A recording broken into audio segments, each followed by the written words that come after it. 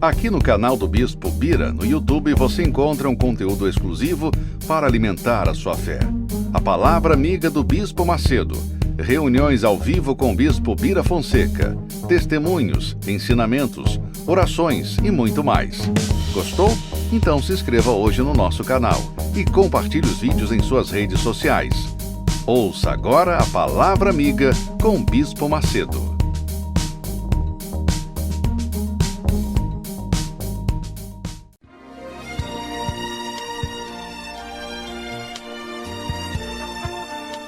No momento em que a humanidade sofre por tanto desamor, pela fome, pelas guerras, os tóxicos alimentando a violência em nossa cidade, esta emissora traz até você momentos de amor, paz e alegria, através de um programa feito com carinho para o seu coração.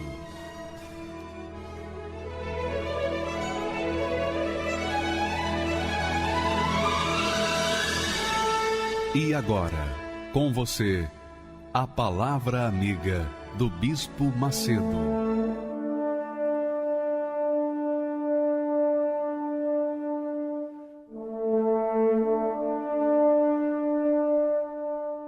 Olá, meus amigos, Deus abençoe a vocês com a paz que Ele me tem dado, seja com vocês também. Em o nome do Senhor Jesus Cristo.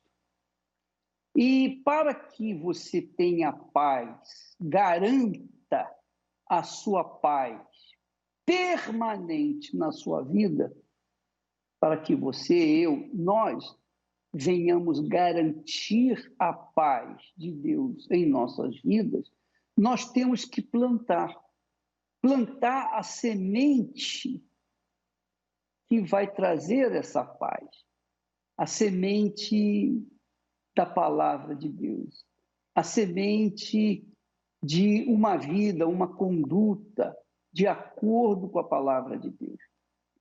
Não adianta a pessoa querer ser religiosa e não mudar a sua maneira de sentir, de pensar, de ver as coisas de Deus. Ela tem que aplicar a sua vida na palavra de Deus e não contar com a graça de Deus. Não conte com a graça de Deus se você vive no pecado. Se você vive no pecado, você vai colher do pecado os frutos do pecado. É o que diz o texto sagrado. Olha só o que está escrito. Não erreis. Deus não se deixa escarnecer, não se deixa zombar. Porque tudo o que o homem semear, tudo o que o homem plantar, isso também ceifará. Não tem jeito, seja bom, seja mal, seja religioso ou não. Não importa se você merece ou não merece. O que você planta, você colhe. O que eu planto, eu vou colher. Não tenho dúvida disso. E essa é a minha fé. Eu tenho certeza que Deus é comigo, porque eu tenho certeza que eu sou com Ele. Eu plantei a minha vida na terra celestial, no reino de Deus. Então eu semeio aquilo que é de acordo com a palavra, de acordo com a vontade de Deus. Se eu semeio o que é de acordo com a palavra de Deus, que é a obediência à sua palavra, então eu vou colher os frutos da obediência. Eu terei paz. Sobretudo eu terei paz. Paz comigo, sobretudo paz com Deus. Agora, se eu semear para a minha carne, diz o texto, porque o que semeia na sua carne, da carne fará a corrupção. Quer dizer, quem semeia pecado, que é a semente da carne, quem semeia o pecado, quem semeia a corrupção, quem semeia a mentira, quem semeia o engano, quem semeia prostituição, adultério, quem semeia uma vida promíscua, vai colher essa vida promíscua no dia futuro, nos dias futuros. Não tem um jeito. Você pode ter um prazer imenso em dados momentos numa cama com uma outra pessoa, que não seja a sua esposa ou seu marido. Só que os frutos daquele prazer da sua carne vão refletir por toda a sua vida, até o dia em que você se converter à verdade, se converter à obediência à palavra de Deus e deixar, abandonar as sementes da carne. É isso que diz o texto. Deus não se deixa escarnecer, porque tudo que o homem semear, isso também ceifará. Porque o que semeia na sua carne, da sua carne, ceifará a corrupção. Mas o que semeia no Espírito, que é o Espírito Santo, do Espírito Santo ceifará a vida eterna. Então, a garantia que eu tenho que nós vamos arrebentar, sabe por quê? Porque nós temos semeado o que é bom. Nós temos semeado de acordo com a palavra de Deus. Nós temos obedecido a palavra de Deus. E é óbvio, se eu obedeço a palavra de Deus, eu contrario a minha carne, eu contrario os meus desejos, eu contrario o meu coração. Mas é bom, é melhor sacrificar a nossa vida e semear no Espírito, o Espírito Santo, fazer a vontade dele, então, para que nós venhamos colher os frutos do Espírito Santo. Então, minha amiga, você que está me assistindo nesse momento, está assistindo, é óbvio que você deve estar pensando, está lendo esse texto e está pensando. Isso é um texto divino, isso é a palavra de Deus, isso é um pensamento de Deus. Isso não é uma história, não. Isso não é novela, não. Isso não é um livro de um grande escritor. Não. Isso é o pensamento de Deus. E eu pergunto a você, esse pensamento está correto ou não? Está certo ou não?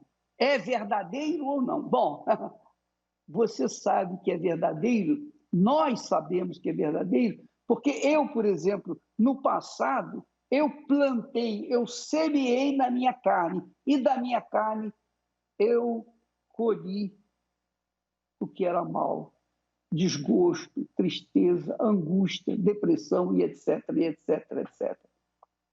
Quando eu aprendi a palavra de Deus, quando eu tomei acesso, tive acesso às Sagradas Escrituras, então eu comecei a entender o que Deus pensa e procurar colocar em prática os pensamentos de Deus na minha vida.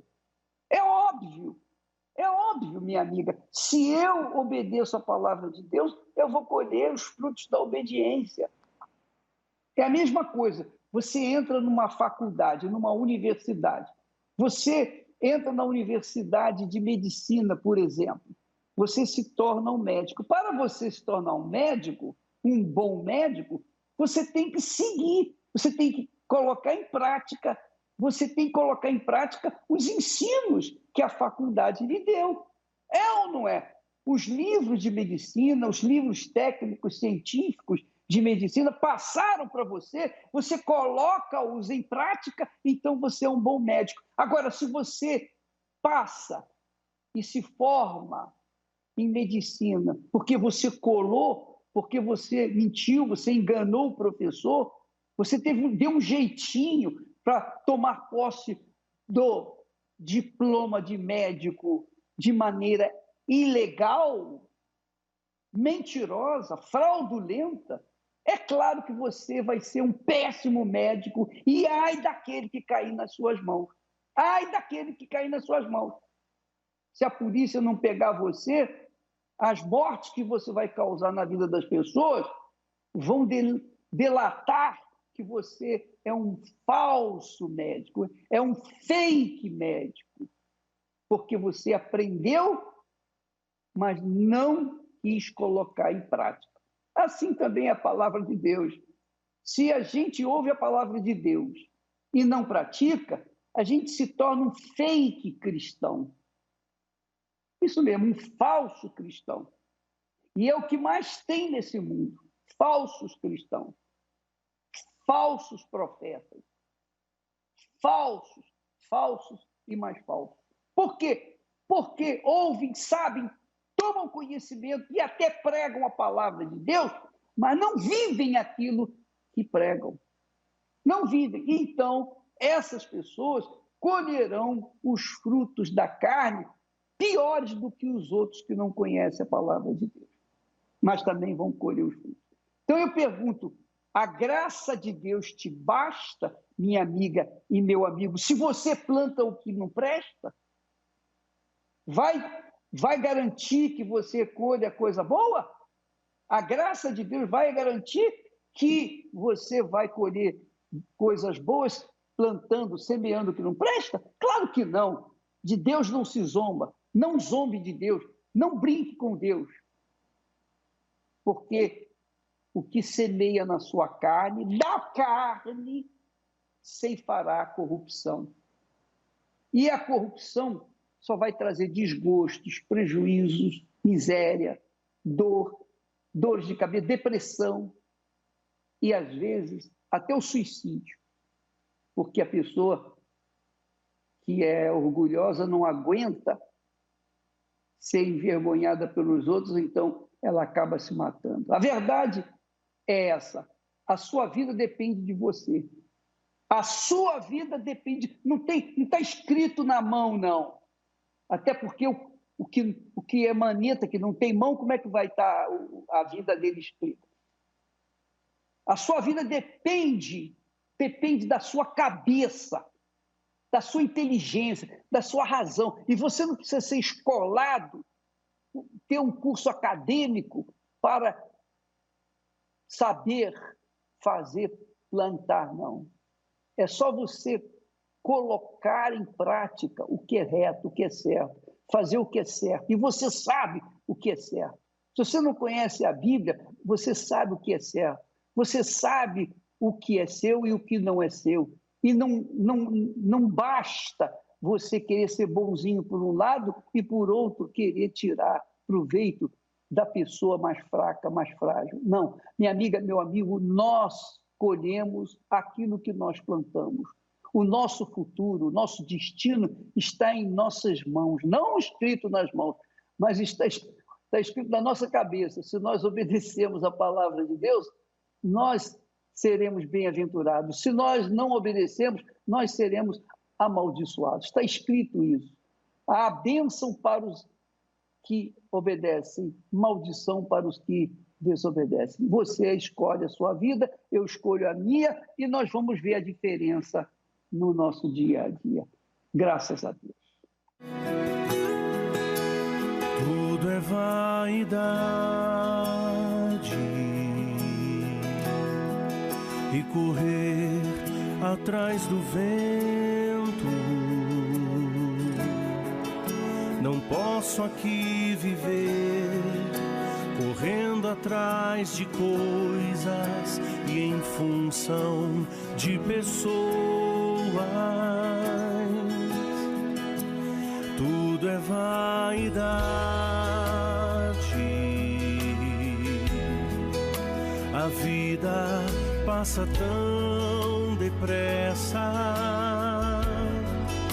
Sábio é quem crê e planta pra colher no chão da eternidade. Tudo é vaidade. Tudo é vaidade. Por isso eu vou plantar sementes pra colher frutos na eternidade. Tudo é vaidade. Não posso me prender pra nada. Em breve eu vou partir pra morar com meu Jesus por toda a eternidade.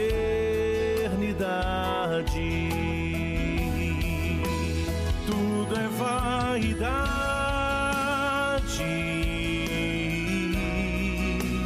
tudo é vaidade.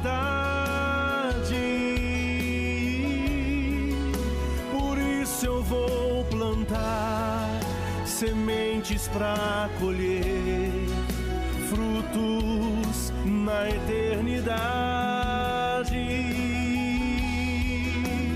Tudo é vaidade,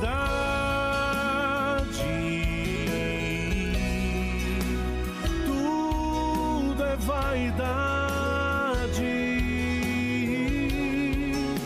Por isso eu vou plantar sementes pra colher frutos na eternidade.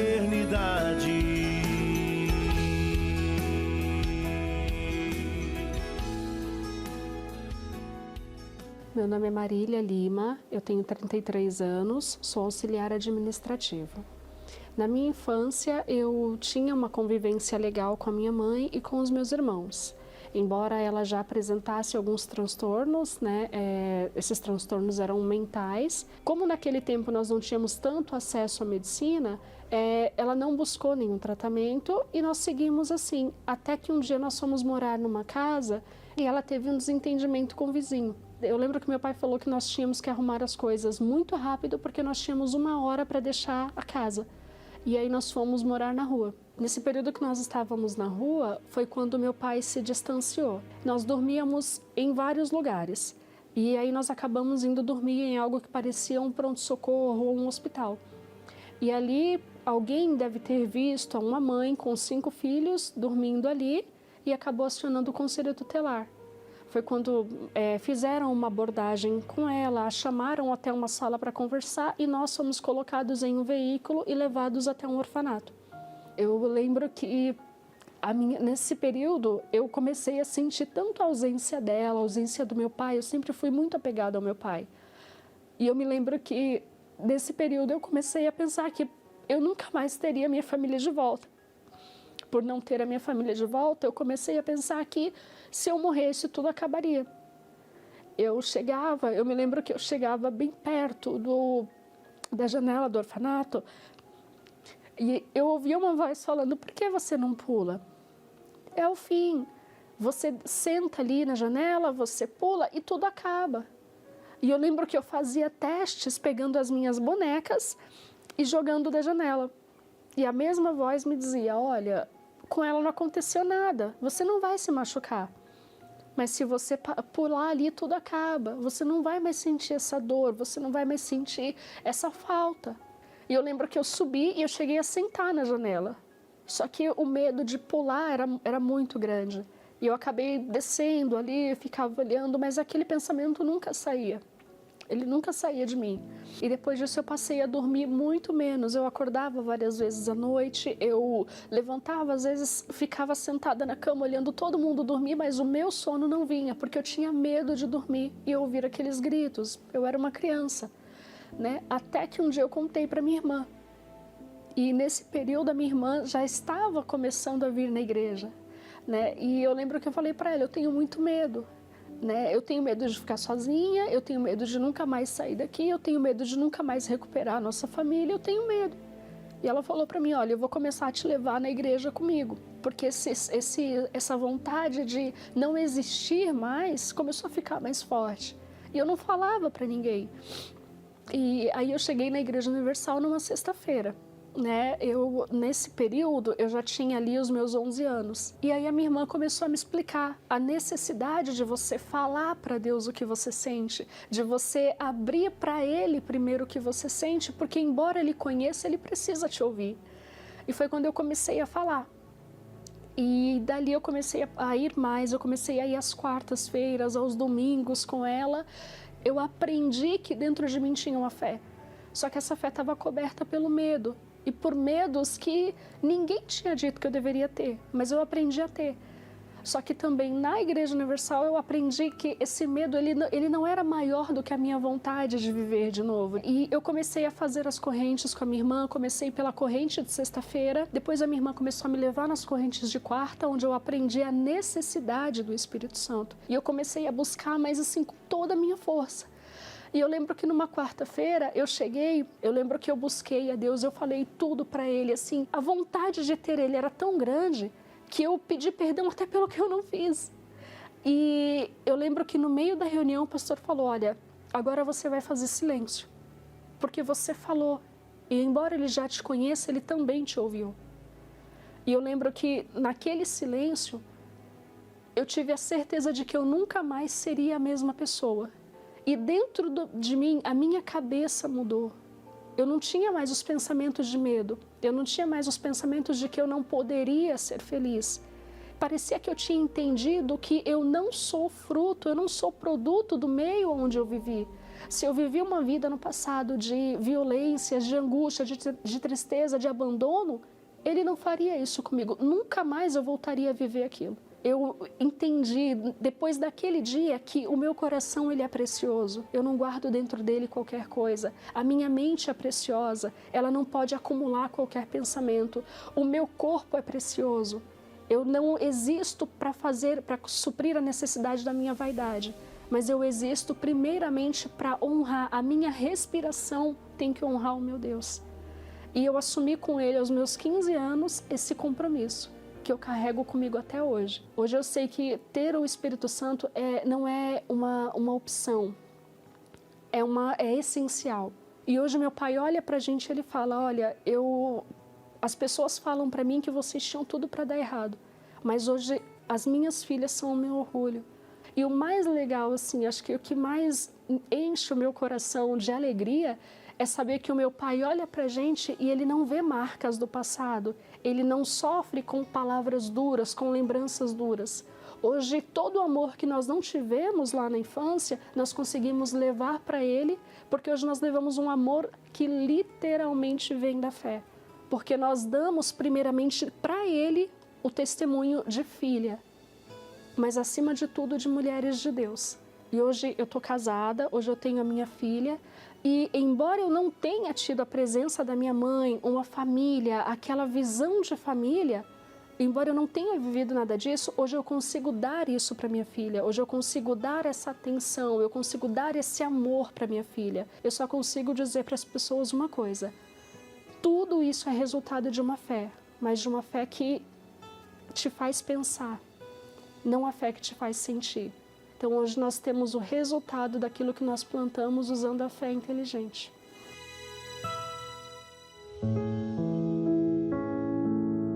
Eu cheguei assim a em vários lugares, em vários caminhos. Eu ia assim por vários caminhos. Onde falava, é bom, aí eu, cheguei a ler Búzios, eu cheguei a ler Sorte, eu cheguei a várias coisas. Tudo que falavam, é bom, eu ia. Procurei a minha vida inteira essa paz, eu queria essa paz. Eu busquei em caminhos, em coisas, e nada preenchia esse vazio. A minha irmã, inclusive, ela falava, buscar em primeiro lugar o reino de Deus e a sua justiça e tudo vai ser acrescentado. E eu falei, eu preciso buscar.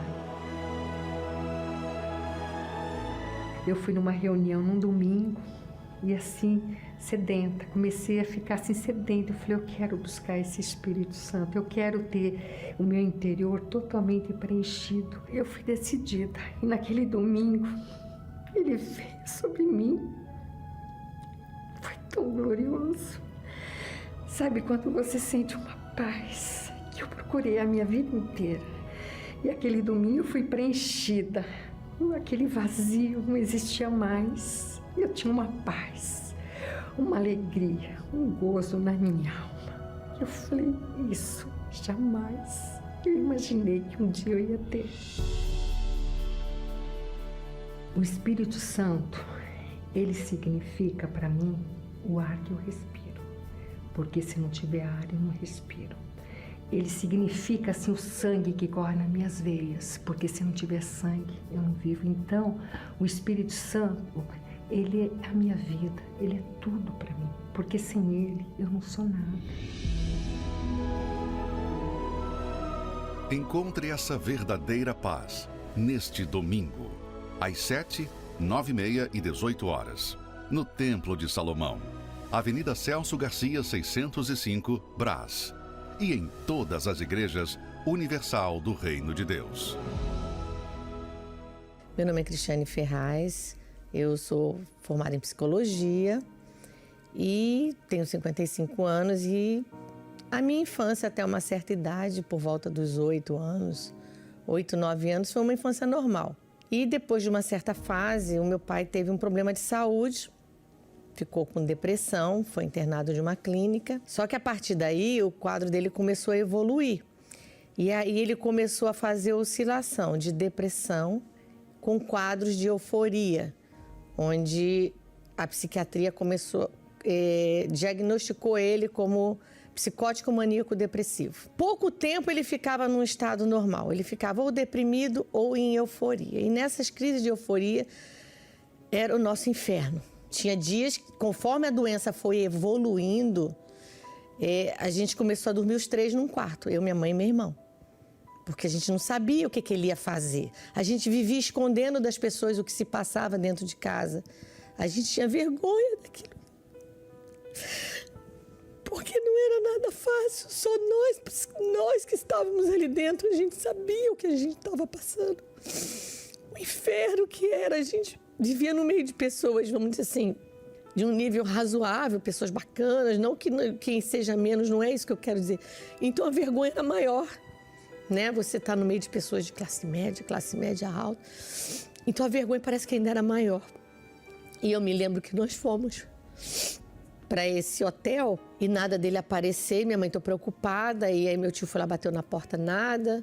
Minha mãe bateu na porta, nada. E aí resolveram arrombar a porta e não achamos ele no quarto. E aí eu tive a brilhante ideia de me abaixar para olhar embaixo da cama. E ali ele estava embaixo da cama, com uma arma apontada para a cabeça e uma faca apontada para o peito. Eu acho que eu tinha 8 anos, 9 anos, por aí. Então essa era a nossa vida. Quando eu casei, eu não sabia por quê, mas eu comecei a sentir uma tristeza muito grande na minha alma. Era uma tristeza que eu não sabia explicar, uma dor grande na alma, né? Então eu comecei a ter depressão, diagnosticado depois. Depois a médica começou a me passar calmante para poder dormir, fazendo terapia, mas eu não melhorava.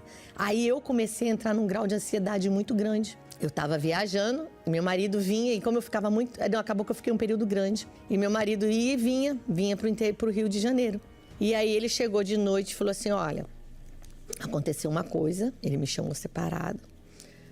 Eu estava no Rio, seu irmão me ligou, que estava indo lá no apartamento, estava tocando, seu pai não abria a porta. E aí ele estava em cima da cama. Meu marido correu na cozinha, teve a ideia, e aí tinha um copo de liquidificador com umas 50 caixas de remédio em volta.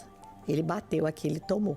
Ele foi para o hospital e estava no CTI, segundo meu marido, estava em coma. Aí eu liguei, a moça atendeu, falei assim, olha, eu sou filha do paciente e eu queria saber qual é o estado do meu pai nesse momento, porque eu estou muito longe daí do Rio. Ela falou assim, o José acabou de falecer. Aí o chão saiu. Saiu porque assim, embora ele tivesse toda aquela doença horrível, por trás da doença tinha uma pessoa muito boa. Vim no voo, não sei nem como dizer, fora do ar. Então eu fiquei pior. A minha filha, que já tinha 5 anos, começou a ficar muito triste. Minha filha chorava toda hora, mas ela já era, eu achava que era manha, que era coisa por conta da infância dela, porque ela teve vários problemas de saúde. Eu conversando com uma amiga minha, que era muito amiga minha, amiga de porta, que era psiquiatra, ela falou assim, Cris, leva ela numa amiga minha que ela trabalha com criança. Aí eu levei ela e o diagnóstico foi depressão, com 5 anos de idade. Quer dizer, meu pai partiu, e aí eu comecei um ciclo que já tinha comigo, e aí iniciou também com a minha filha. Nesse período ela começou a se cortar. já estava passando por isso com ela. O meu sobrinho foi diagnosticado com dor de cabeça, foi diagnosticado com câncer na cabeça. Aí, toda a família no popular pirou. Nesse período, o quadro do meu sobrinho agravou e ele veio a falecer com 9 para 10 anos. E aí ela ficou pior ainda. Por que que não fui eu? Por que que não fui eu? Por que que não foi comigo? E foi nessa época que eu recebi um convite para ir na Igreja Universal. E eu me lembro que eu cheguei na igreja num dia e estava tendo uma reunião, estava lotada na catedral. E aí eu sentei lá atrás e eu me lembro que o homem de Deus, eu me lembro como se fosse hoje. Ele falou, ele estava dando testemunho de vida dele, da família dele, que ele veio de uma família que todos eram doentes.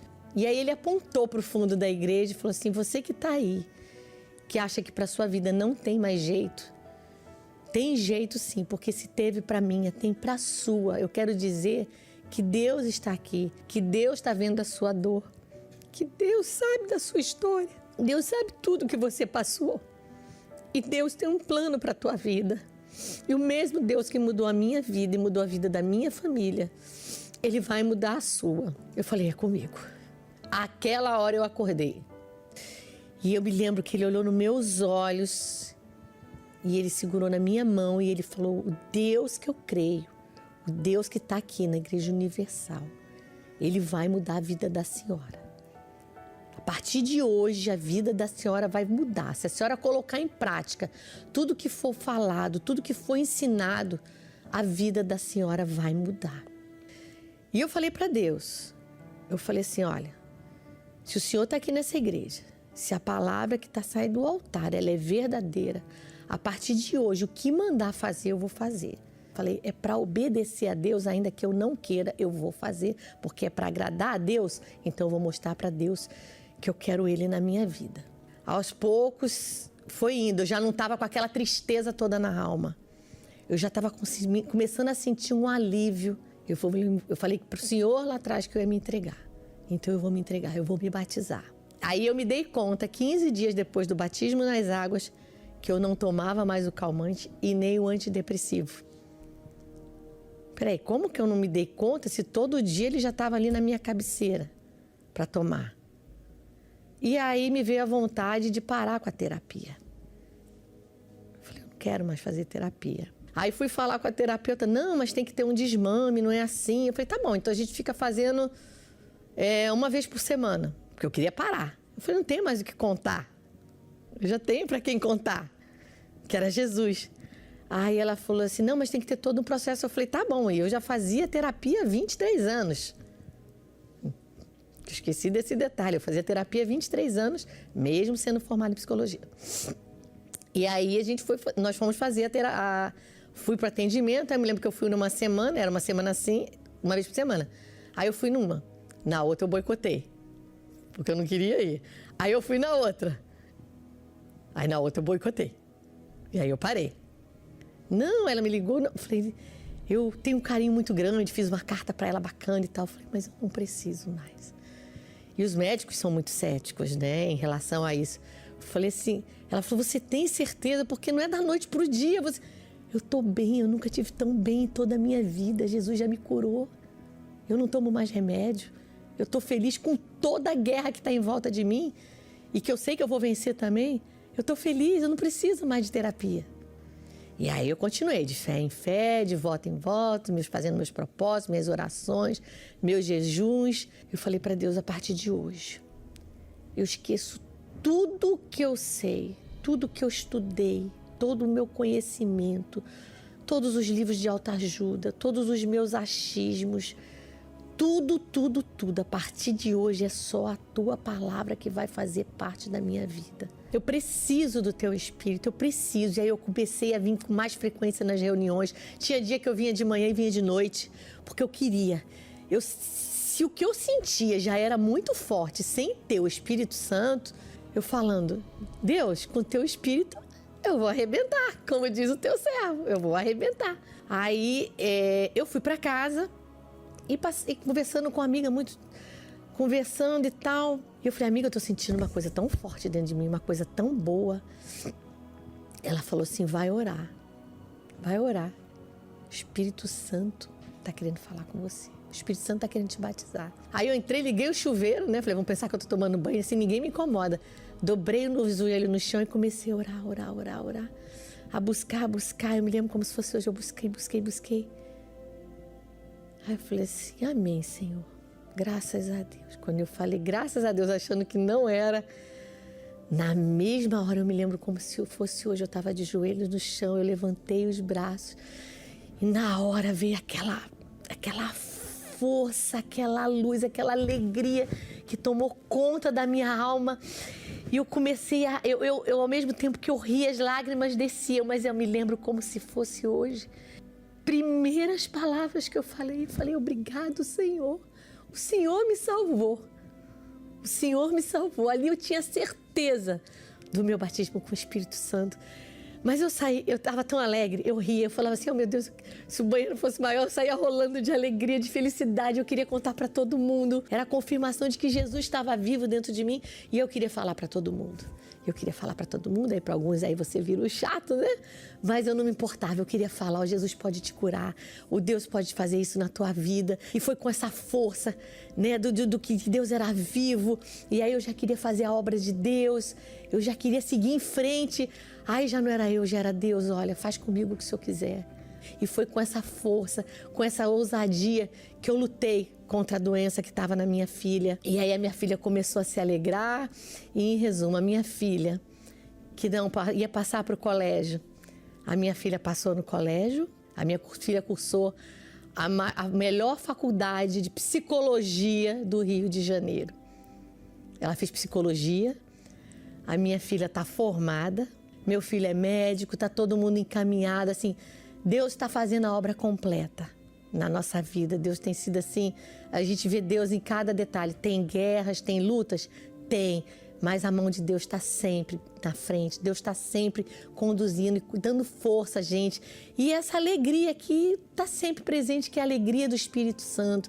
Essa nada pode tirar. Eu tenho paz com o Espírito Santo, eu tenho a alegria da salvação. Eu posso estar enfrentando muitas guerras, lutas, problemas, como é inerente ao ser humano, mas eu tenho paz. Com o Espírito Santo, eu tenho tudo. Sem ele, eu não sou nada. Eu posso conquistar muitas coisas nesse mundo, mas se eu não tiver o Espírito Santo, eu não tenho nada. Ele é a minha alegria, ele é tudo na minha vida, ele é a maior riqueza que eu posso ter na minha vida.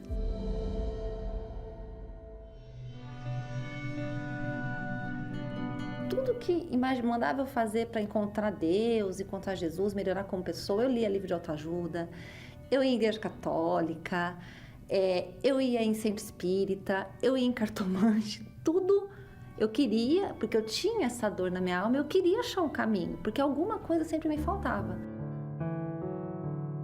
Em 2013, em junho, a minha irmã ficou muito doente e ela foi internada. No segundo dia, que ela estava muito ruim, uma pessoa do prédio dela foi prestar solidariedade à minha família. E eu perguntei, foi o próprio Senhor Jesus. Eu falei, você é da Igreja Universal? Ela falou, só há 10 anos. Eu segurei nela, praticamente. E falei, me leva na Igreja Universal agora? Por favor. E aí foi quando eu comecei a ouvir a palavra. Então eu fiz disso uma faculdade para mim, porque eu não tinha. E é a faculdade da palavra de Deus. Então isso que me fortaleceu. Eu falo que eu comecei a entender o que é a vida. Ele é a nossa vida, depois sou eu, depois meu casamento. A gente não é perfeito. Eu não sou perfeita, né? Mas Deus não quer o perfeito, Ele quer o sincero. Hoje eu aprendi isso. Então o Espírito Santo, Ele é meu tudo. Ele é o ar que eu respiro. O Senhor Jesus é minha vida. Eu vou servir Ele até o final da minha vida. Neste domingo, você terá a oportunidade de conhecê-lo pessoalmente. Às 7 da manhã, 9h30 e 18 horas, no Templo de Salomão, Avenida Celso Garcia, 605 Brás, e em todas as igrejas universal do Reino de Deus. Meu nome é Dário. Quando eu cheguei ao conhecimento da Igreja Universal, eu tinha muito preconceito contra a igreja. Eu era uma pessoa que eu passava em frente à igreja e eu zombava, debochava, por causa que eu via na mídia, eu via em jornais, que a igreja roubava, fazia lavagem cerebral, fazia de todo tipo de artimanha para tirar dinheiro do povo. E aquilo dali, eu fui vendo aquilo dali e fui criando um preconceito dentro de mim ainda maior. Fui crescendo aquela raiva do bispo. Eu não aguentava nem ouvir a voz dele. Eu cheguei a passar na frente da igreja e começava a dizer, junto com meus amigos, olha aí o Banco Universal. Toda vez que passava na frente da igreja, chamava de Banco Universal. Eu não tinha um respeito, eu não tinha um pudor com a igreja. Eu simplesmente era escarnecedor, orgulhoso, cheio de problemas. Eu vivia morando embaixo da casa dos outros, pagando aluguel, mas preconceituoso. Até que o dia, quando eu me casei, eu cheguei em casa e me deparei com a minha esposa doente. E esse problema que ela teve, detectado pelos exames, os médicos não deram de maneira nenhuma esperança para fazer cirurgia. Ela urinava sangue. Fazia pouco tempo que tinha me casado e mesmo assim eu não olhava para ela, eu olhava para mim. Você olhava para mim, chegava e queria ter, como é que se diz, a atenção dela. Mas quando foi uma bela noite, chegando do trabalho, eu me deparei com ela sem estar com dor. E eu perguntei a ela, o que está acontecendo? Que hoje você não está chorando, que você não está com dor hoje. Ela disse, não, eu escutei um programa e um bispo, ele pediu para pegar um copo com água e no momento da oração, eu fiz a oração com ele. E tomei essa água e por incrível que pareça, essa dor passou. Pergunta a ela, mas que igreja? Aí ela disse, é uma que tem lá na João Dias. Eu disse, logo lá, no Banco Universal. Ela disse, é lá. Eu não olhei para o meu problema e olhei para o dela. Como preconceituoso, eu fui, levei ela, sentei no fundo da igreja.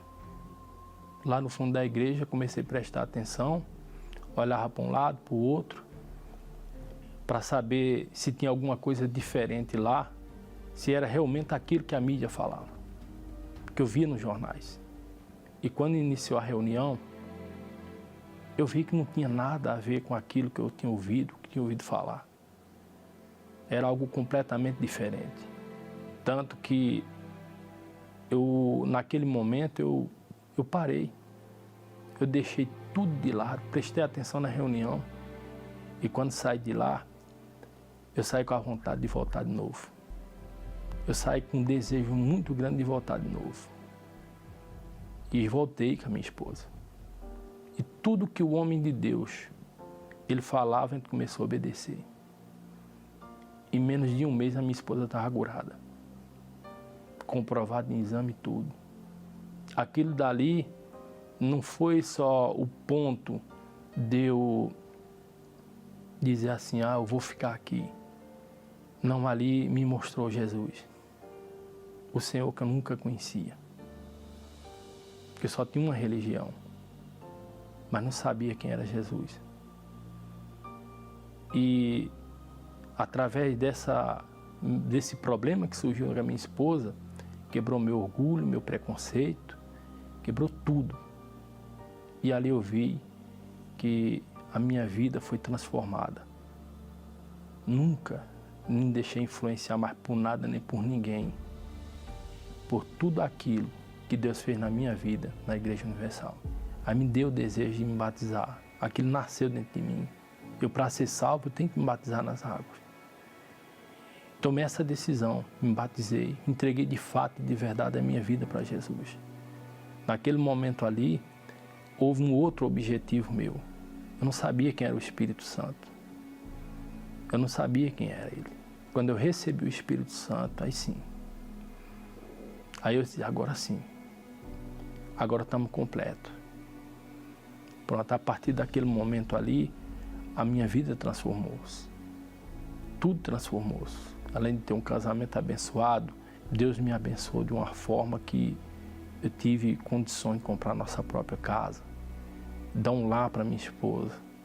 E aí mudou. Eu era uma pessoa que extremamente nervosa, agitada. Meus próprios familiares não acreditavam em mim. Em 2013 eu tive a perca do meu pai, mas antes disso, Deus me usou para salvar a alma dele.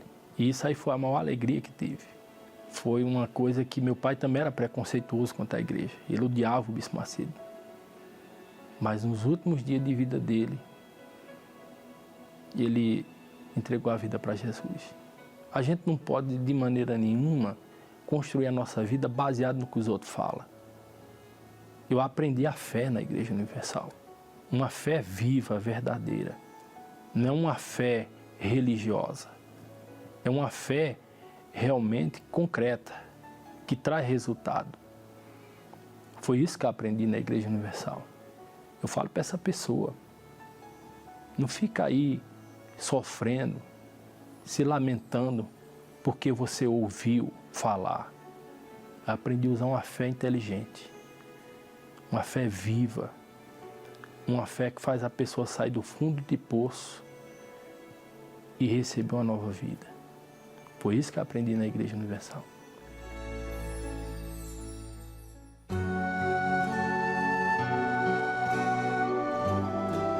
A fé e a inteligência trabalham juntas. Embora a fé seja encarada como loucura para esse mundo, ela é inteligente porque nos faz saber que temos direito à felicidade. A fé faz com que recusemos uma vida de derrotas e conquistemos uma vida de vitórias. Se tudo não está de acordo com os seus ideais, está na hora de você refletir com a sua inteligência e usar a sua fé para trazer à existência os desejos de seu coração. Igreja Universal do Reino de Deus. Um lugar de fé para a sua vida.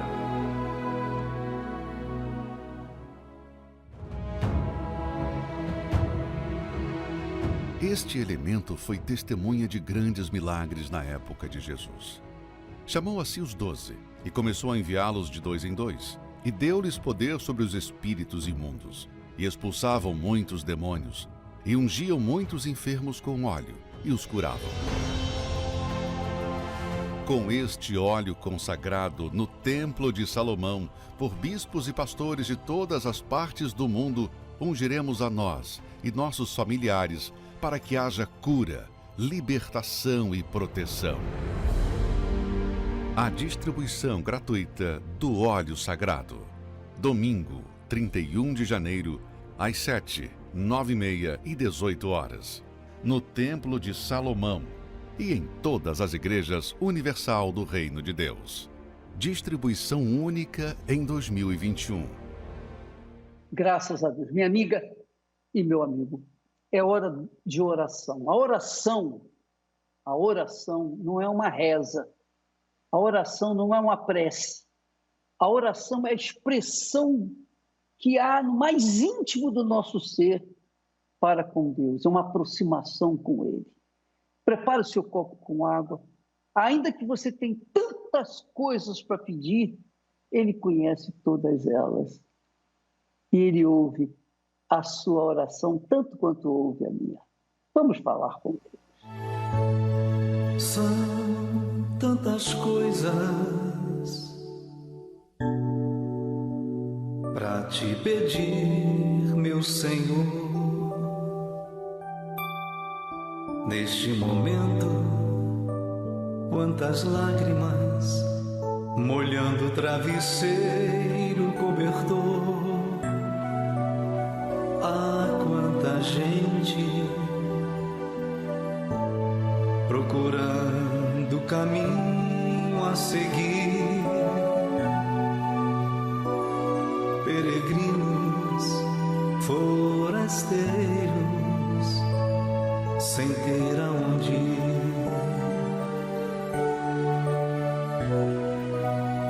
Ah, quanta vida em você, meu amigo, pra quem sofre num leito de dor.